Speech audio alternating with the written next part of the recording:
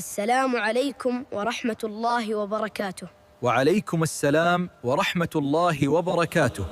തസ്ബീഹ് നിസ്കാരത്തെക്കുറിച്ച് വിവരിക്കാമോ?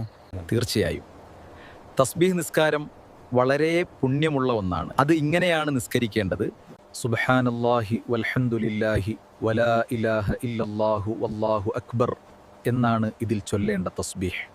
ഓരോ റക്അത്തിലും ആകെ 75 തസ്ബീഹുകളാണ് ചൊല്ലേണ്ടത്. ഫാത്തിഹയ്ക്കും സൂറത്തിനും ശേഷം 15 തവണ.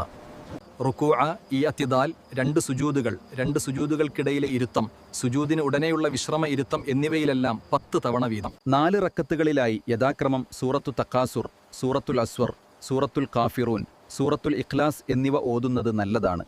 തസ്ബീഹ് നിസ്കാരം ജമാഅത്തായി നിർവഹിക്കൽ സുന്നത്തില്ല.